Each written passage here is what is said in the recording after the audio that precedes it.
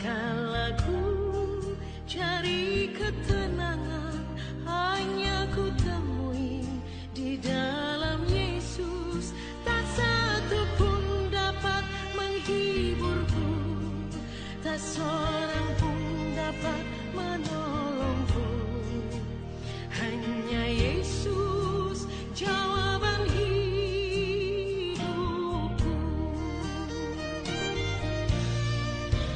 Kala ku cari damai, hanya ku dapat dalam Yesus. Kala ku cari ketenangan, hanya ku temui di dalam Yesus.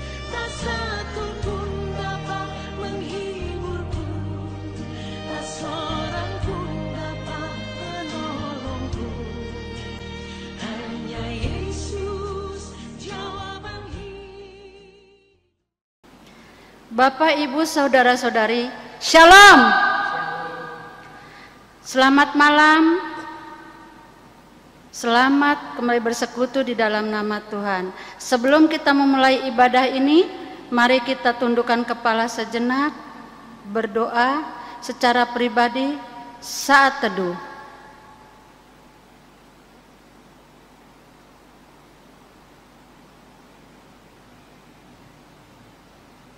Amin. Jemaat Tuhan, marilah berdiri untuk menghadap Tuhan dan menyembah-Nya, serta memuliakan nama-Nya, karena kasih setia-Nya besar atas kita.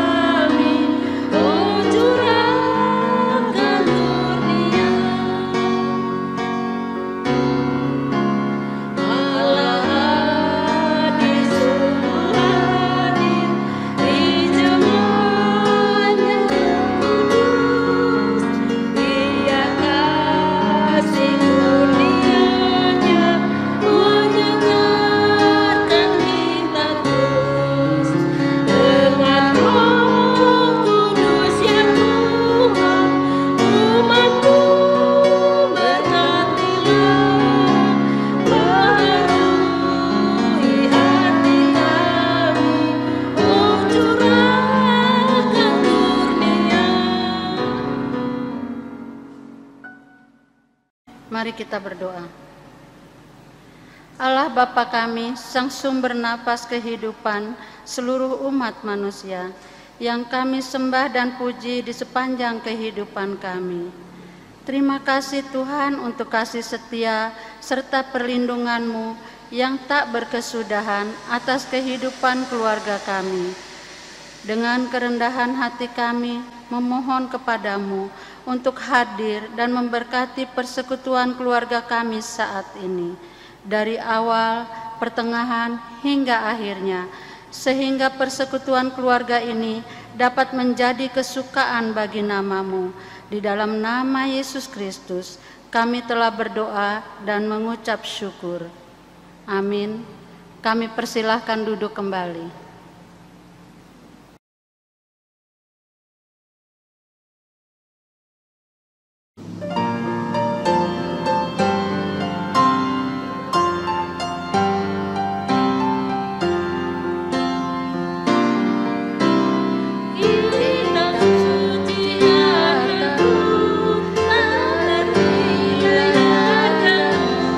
Olehmu terungkap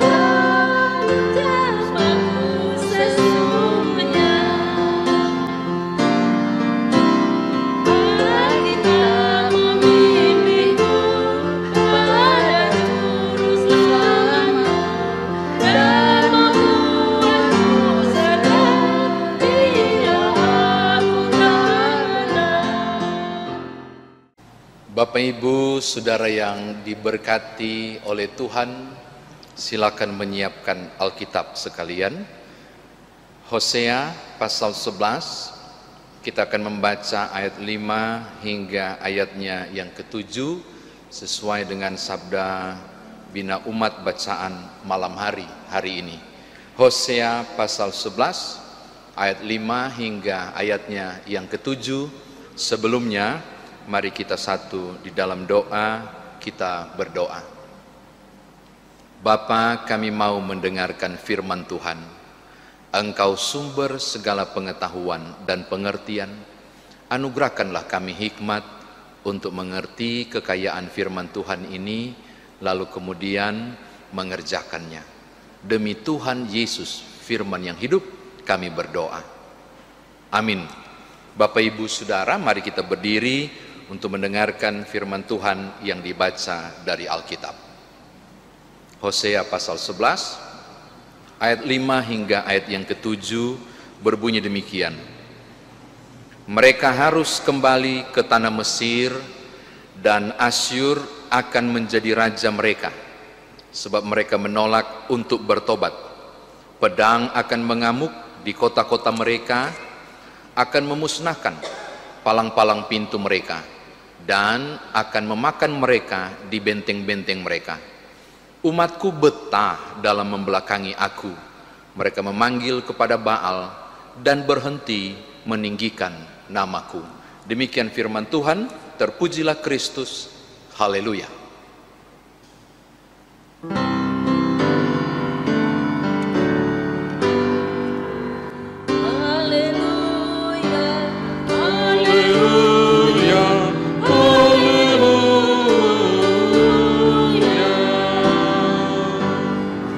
Silakan duduk.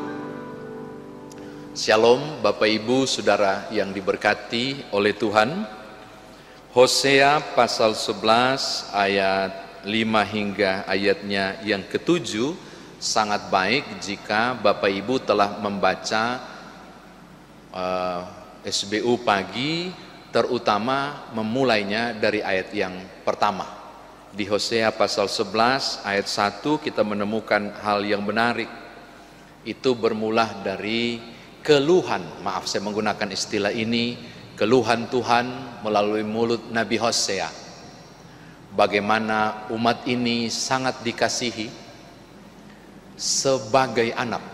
Saya ulangi Bapak Ibu, umat ini dikasihi Allah, dikasihi Tuhan sebagai anak, sehingga mereka memanggilnya Bapa. Lihat ayat yang pertama, ketika Israel masih muda, kukasihi dia, dan dari Mesir kupanggil anakku itu. Waktu mereka berada di perbudakan di Mesir, disitulah kemudian proses pembentukan suatu bangsa yang disebut bangsa pilihan. Jadi sebenarnya saya kurang nyaman menyebut Israel sebagai bangsa pilihan. Yang tepat adalah Israel adalah bangsa bentukan Allah. Tuhan yang bentuk toh, dari Abraham yang keluar dari Ur Kasdim, berkembang kemudian Ishak, kemudian Yakub dan anak-anaknya, dan 600 orang masuk. Kemudian keluar 6.000 orang, 600.000 orang keluar dari Mesir. Tetapi dari 70 yang masuk Mesir keluar 600.000. Betapa banyak umat yang kemudian terbentuk menjadi suatu bangsa. Dari Mesir kupanggil anakku. Nah sekarang apa yang mereka buat? Apa yang mereka lakukan? Ternyata pemberontakan kepada Allah. Ayat 3 hingga ayat yang keempat itu keluhan yang sangat miris kalau Bapak Ibu baca. Bayangkan Tuhan mengangkat Efraim, ini bicara soal Israel Utara. Tuhan menopang dia. Bagaimana Tuhan menarik mereka dengan penuh kasih setia. Tuhan yang bimbing umat ini. Tuhan yang membuat umat ini bertumbuh, berkembang, mengalami kehidupan yang dekat dengan Allah dan berlimpah berkat. Tapi nyatanya, walaupun Tuhan harus nunduk, itu berarti kan merendahkan diri untuk beri makan mereka. Tapi umat ini terlalu angkuh. Nah Bapak Ibu, baru kita masuk di ayat 5-7. Akhirnya Tuhan menghukum mereka. Ayat yang kelima itu, mereka harus kembali ke tanah Mesir. Sebenarnya bukan Mesir pengertian sebenarnya, maksudnya mereka harus kembali diperbudak. Itu ditandai dengan hadirnya Asyur di Israel Utara dan menghancurkan Israel Utara. Mereka dibuang di Asyur. Mereka mengalami perbudakan, mereka mengalami penghambaan, mereka mengalami ketidaknyamanan, mereka mengecap rasa siksa, mereka mengecap kesusahan hidup. Pertanyaannya, kenapa sampai Tuhan izinkan kesulitan itu, kekalahan dengan Asyur itu terjadi, dan mereka mengalami kesulitan? Bapak Ibu, kita menemukan dua alasan. Alasan pertama ayat 5 bagian akhir, sebab mereka menolak bertobat. Ini alasan pertama. Perhatikan, mereka menolak bertobat. Kalau dibilang menolak bertobat, berarti ada indikasi pemberitaan untuk mengajak berhenti bikin salah.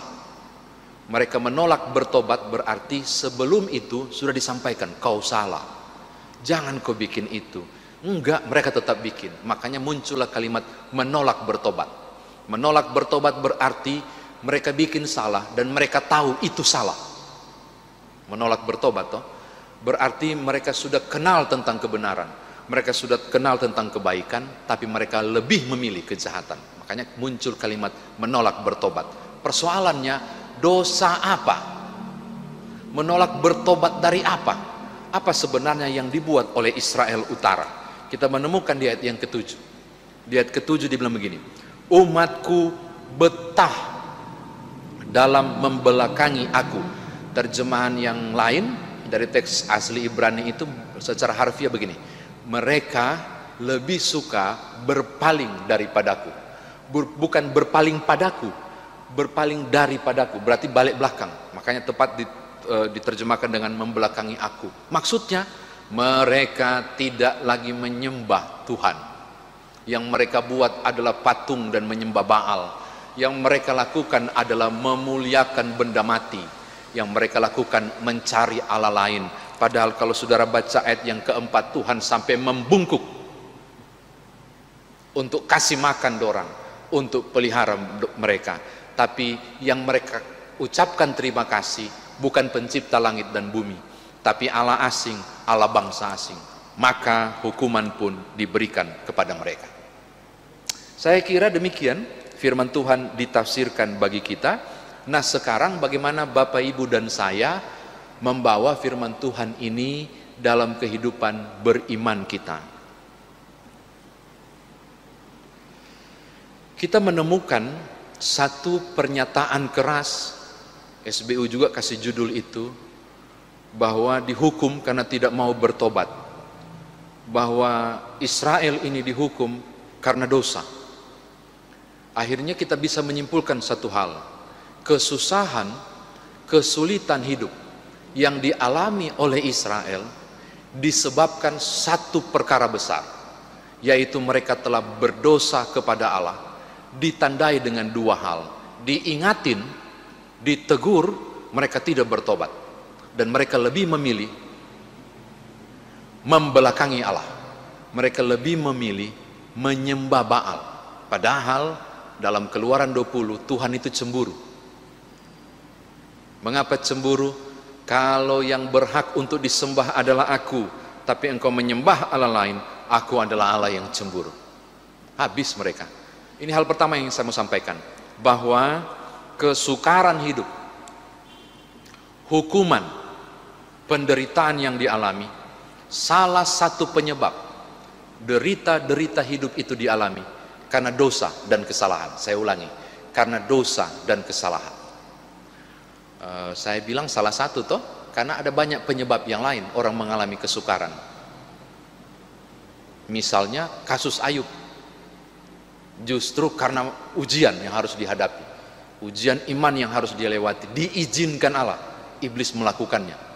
Jadi kesusahan bukan juga karena dosa, tapi karena hal yang lain. Salah satunya mengalami ujian supaya beroleh ketekunan, dan ketekunan itu beroleh pengharapan. Roma pasal 5 ayat 1-5. Tetapi yang mau ditekankan di sini adalah mereka berdosa.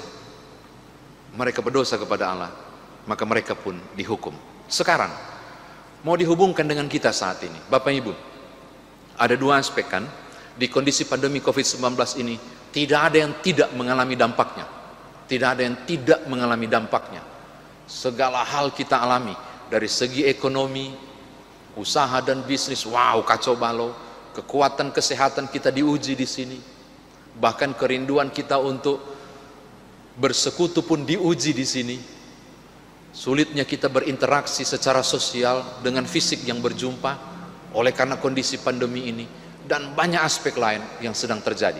Kalau saudara bertanya karena apa, saya mau jawab karena dua. Tapi hal tekanan utama sesuai kitab ini karena dosa. Kesusahan kehidupan acap kali datang karena dosa dan kesalahan. Tetapi juga kesusahan dan kehidupan datang barangkali diizinkan Tuhan untuk ujian iman, supaya muncul karunia besar, yaitu pengharapan. Roma pasal 5 ayat 1-5. Lalu kalau begitu apa yang harus dilakukan jika saudara mendapati dirimu salah? Jika barangkali ada sesuatu yang tidak benar saudara lakukan, dengarkan firman ini, bertobatlah. Tetapi jika saudara mengalami dan merasakan diri bersama keluarga, kami fine-fine saja kok dengan Tuhan, dengarkan ini, kuatlah menghadapi tantangan ujian ini. Kan begitu toh? Karena ada dua aspek, karena dosa ataupun karena diizinkan Allah. Maka bertobatlah, tapi juga tetaplah berpengharapan menghadapi ujian yang tak mudah ini. Ini sikap yang saudara dan saya harus kerjakan. Yang kedua, Bapak Ibu, yang tidak kalah penting, pertobatan itu berarti orang yang menyadari dulu dosanya, lalu kemudian minta ampun. Tidak berhenti di situ, Bapak Ibu. Tidak berbuat dosa lagi. Yohanes pasal 8 tentang perempuan yang berzina, Yesus bilang begini, aku pun tidak menghukum engkau, pergilah dan jangan berbuat dosa lagi. Israel bikin ini, mereka tidak bertobat, mereka tidak mau berbalik kepada Allah. Maka hal yang kedua yang saya mau katakan kepada saudara, keinginan daging yang begitu kuat, godaan iblis yang luar biasa, sangat memungkinkan saudara jatuh. Tetapi langkah besar yang harus kita buat adalah pertobatan, menyadari ini salah. Karena banyak orang yang salah sekalipun bisa dibela menjadi benar. Banyak orang yang so salah sekalipun ngeles supaya jadi benar.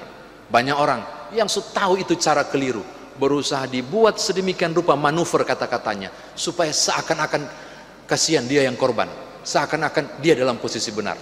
Bertobat berarti tahu diri bahwa aku salah, dan karena aku salah, aku mau berbuat benar dan tidak akan berbuat salah lagi. Ini konsep sederhana supaya Ulangan 28 terjadi. Aku akan memberkati keluar masukmu. Ulangan pasal 28 terjadi, bakulmu diberkati, kandunganmu diberkati, dapurmu diberkati, kambing lembumu diberkati. Itu kan hanya terjadi ketika pertobatan dan ketaatan dilakukan. Ini catatan yang kedua. Yang ketiga, saya mau tutup. Walaupun fokusnya cuma ayat 5-7, kok saya tertarik ayat 1 dan 2. Bagaimana kemudian Tuhan mendekati umatnya ini bukan antara sang pencipta dengan hasil ciptaan, Allah dan umatnya. Ternyata pendekatan yang Tuhan buat adalah mereka ini anakku, berarti aku bapaknya. Oke? Lalu ketika saudara merujuk Efesus 1 ayat 5, Efesus 1 ayat 5 mau bilang begini, ternyata Bapak Ibu dan saya yang percaya pada Yesus Kristus, kita ini anak-anak Allah. Itu berarti apa? Kita ini anak-anak, maka di sana itu bukan pencipta, bukan cuma sekedar Allah, tetapi ya Aba, ya Bapa. Pendekatan yang Tuhan buat adalah pendekatan relasi antara anak dan orang tua. Lalu saudara berkata, kalau begitu, kalau memang Allah itu Bapa kita, kenapa salah sedikit dihukum? Kenapa diizinkan alami kesukaran dan kesulitan? Saya mau bilang, buka Wahyu pasal 3 ayat 19. Itu bilang begini, orang yang kukasihi akan kutegur dan kuhajar. Kalau Tuhan mengasihi saudara, ini bukan cuma elusan-elusan. Tapi kalau Tuhan mengasihi saudara, saudara salah, Tuhan tegur. Tapi tegur itu bukan amarah, tapi tegur itu cara Tuhan mengasihi. Dari Mesir ku panggil anakku, tapi anakku kepala angin ku cambuk. Tapi mereka nggak bertobat, hancur utara. Sampai sekarang tidak ada jejak Israel utara. Yang Bapak Ibu bilang Yahudi Israel itu bukan, itu cuma sisa-sisa dari suku Yehuda, makanya disebut Yahudi sekarang. Betapa pertobatan sangat penting. Jadi ketika relasi ini dibangun, bahwa yang di atas adalah Bapa, andai kata Tuhan izinkan kesukaran, tersenyumlah. Barangkali cara Tuhan mencambuk kita supaya balik kepada Tuhan. Atau barangkali Tuhan ingin supaya anak-anakku tidak menjadi anak-anak cengeng. Mentalitasnya harus diuji, supaya tahan uji, supaya tekun, supaya berpengharapan. Jadi saya mau tutup bilang begini, andai kata ada kesulitan hidup yang saudara alami karena dosa, minta ampun, paling gampang. Mengapa? Karena di atas itu Bapa, pasti diampuni. Kalau diizinkan ini karena sengaja untuk memperkuat iman saudara, dan diizinkan ini supaya saudara mengalami lebih tegar, memiliki mentalitas pejuang, bersyukurlah. Sebab Bapa yang baik tidak akan pernah memberi ular jika anaknya minta ikan, atau memberi batu ketika minta roti. Artinya sang Bapa tidak pernah merancangkan kecelakaan pada anaknya. Jadi ketika alami kesukaran sekalipun, tempatkan diri sebagai anak. Nengoklah ke atas. Bapa, kuatkan aku. Bapa, ampuni aku. Biarkan saudara dikendalikan oleh kasih Bapa yang menyejukkan ini. Belajar dari Asyur, belajar dari Israel Utara. Perih banget Bapak Ibu. Maka berbaliklah.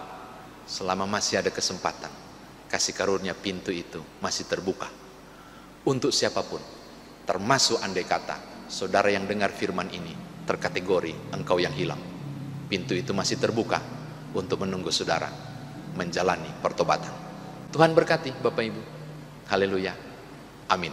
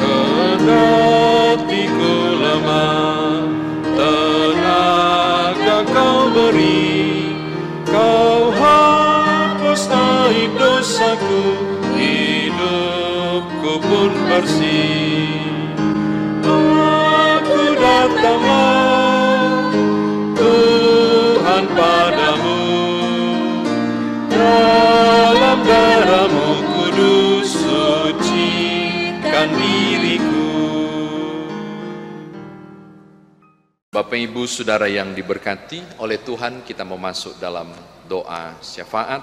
Mari siapkan hati dan pikiran kita untuk berjumpa dengan Allah dan bercakap dengannya melalui syafaat ini. Kita satu dalam doa, kita berdoa. Ya Bapa, di dalam Kristus Yesus Juru Selamat kami bersyukur bahwa oleh Yesus Kristus Tuhan kami, Engkau menganggap kami sebagai anak-anak-Mu, sehingga dengan penuh pengagungan kami dapat menyapa Engkau yang agung sebagai Bapa kami. Namun ketika kami berani menyebut Engkau Bapa yang baik, ternyata kami gagal juga menjadi anak yang baik. Dalam rentang perjalanan di tiap tapak hidup yang kami tempuh, beberapa bentuk kejatuhan dalam dosa terjadi.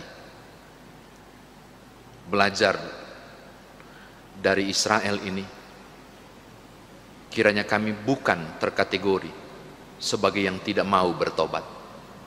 Ampun Tuhan, biarlah pulihkan kami, angkat kami, ampuni salah dan dosa kami, sehingga tiap kami layak untuk memanggil Engkau ya Aba ya Bapa. Tetapi kuatkan kami jika andai kata kesukaran demi kesukaran seperti pandemi COVID-19 dengan segala bentuk dampak dan akibatnya ini harus kami hadapi. Dan Tuhan izinkan itu kami dapat dan rasakan bersama dengan keluarga masing-masing. Kuatkan kami, berikan kami pengharapan bahwa Engkau Bapa yang baik tidak akan pernah meninggalkan kami, anak-anak-Mu. Syukur untuk firman ini. Di dua pilihan yang kami dapat, kami memuliakan Tuhan untuk belajar pada kebenaran ini. Di syafaat ini hamba berdoa dan menyerahkan untuk semua kehidupan umat Tuhan yang sedang tertunduk di ibadah keluarga, di rumah tangga masing-masing. Engkau mengenal kami sebagai suami, sebagai istri, ibu rumah tangga, pencari nafkah, anak-anak, orang tua, siapapun kami. Seisi rumah kami masing-masing, tidak ada yang luput dari mata kudus Tuhan. Engkau tahu saat kami berdiri atau berbaring, duduk atau bangun, Tuhan sangat mengenal kami. Maka dengan penuh kerendahan hamba berdoa untuk tiap-tiap masing-masing keluarga yang mengikuti video penuntun ibadah keluarga saat ini. Berkatilah tiap-tiap orang masing-masing dengan keluarganya dalam nama Tuhan Yesus. Sehatkanlah terus, berikanlah kekuatan juga ketabahan. Berkati tiap usaha dan kerja, bukalah tingkap berkat-Mu, tapi juga pendidikan dan berbagai hal untuk masa depan anak-anak di tiap keluarga ini. Tuhan jugalah yang pimpin. Dan biarlah kami menjadi saksi tentang betapa Engkau, Sang Bapa yang agung, tidak pernah membiarkan kami anak-anak-Mu yang berseru, berserah kepadamu. Terpuji nama Tuhan, seluruh pelayan yang terlibat, para presbiter yang terlibat dalam ibadah ini, pemandu lagu, pemain musik, dan tim di belakang layar, tim IT, tim kreatif ini, semua kami, Tuhan juga berkati. Biar segala hal yang kami usahakan dan kami kerjakan yang disebut dengan pelayanan ini bermuara bagian akhir untuk hormat dan kemuliaan nama-Mu saja. Terpujilah nama Tuhan, ini doa kami, ini syafaat kami demi Tuhan Yesus Juru Selamat yang mengajar kami berdoa. Bapa kami yang di sorga, dikuduskanlah nama-Mu, datanglah kerajaan-Mu, jadilah kehendak-Mu di bumi seperti di sorga. Berilah kami pada hari ini makanan kami yang secukupnya, dan ampunilah kami akan kesalahan kami seperti kami juga mengampuni orang yang bersalah kepada kami. Dan janganlah membawa kami ke dalam pencobaan, tetapi lepaskanlah kami daripada yang jahat.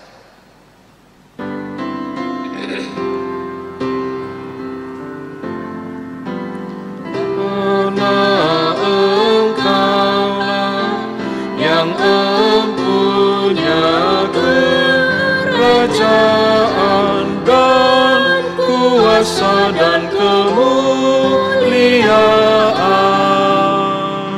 sampai selama-lamanya.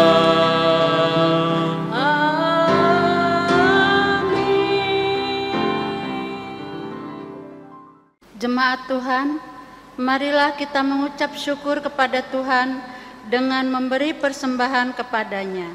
Ingatlah firman Tuhan dari kitab Yunus pasal 2 ayat 9 yang menyatakan, "Tetapi aku dengan ucapan syukur akan kupersembahkan kurban kepadamu, apa yang kunasarkan akan kubayar, keselamatan adalah dari Tuhan."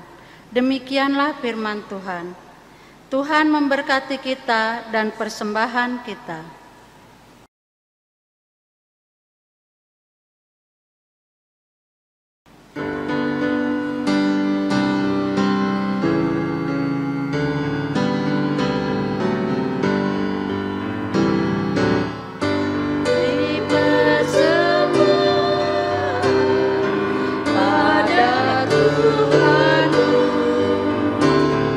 Sambil puji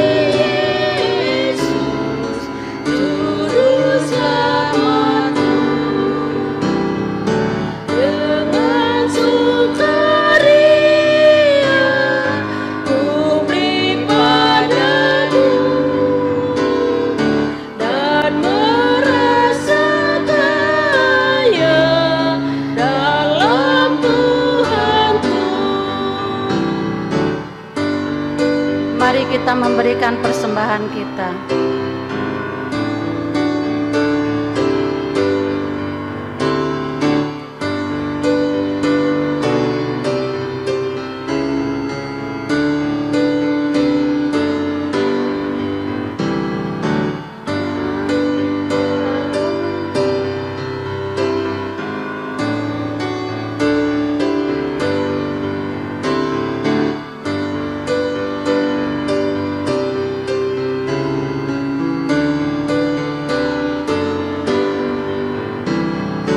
Mari kawan-kawan, rela hatilah, bawa persembahan, datanglah segera.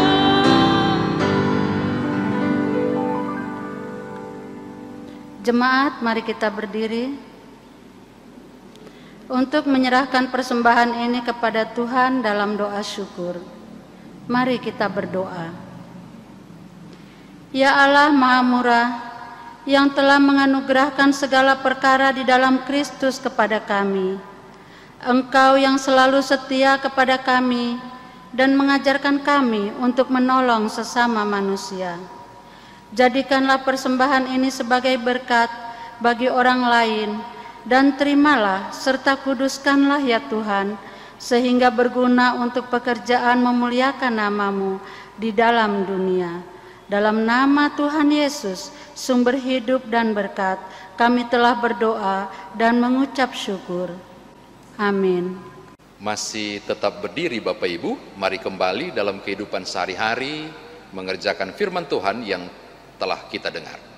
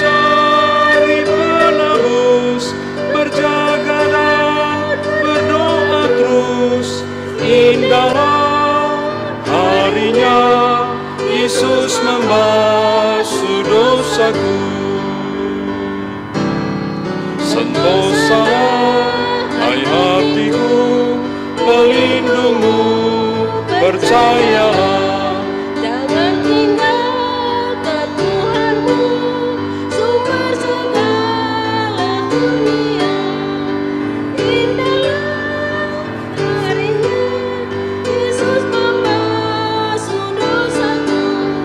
Ku diajari menebus, berjaga dan berdoa terus. Indahlah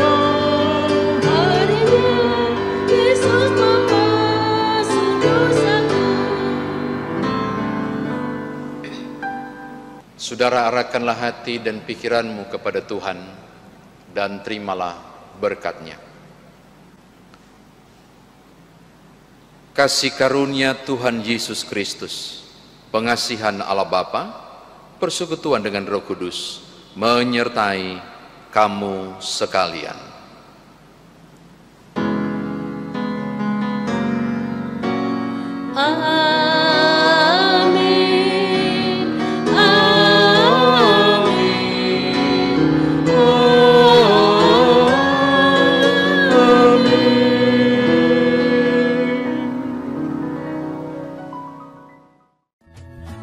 Berbahagia,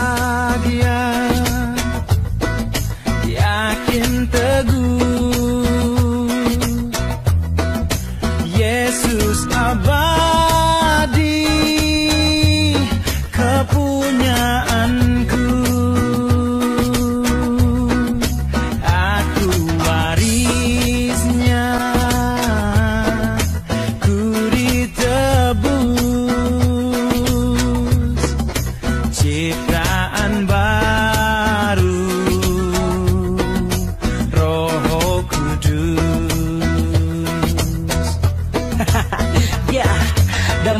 sejahtera, ramaikan hari cerah, sepasti matahari terbit, obati hati resah, bahagia semesta, sejuk angin mendesah, sadari kasihnya jadi senyum terbesar, alunan musik ceria buat gembira, senikmat kasih Tuhan dalamnya tak terkira, merdunya bunyi kabar baik, satu berita, mengubah kisah sedih jadi ganti cerita.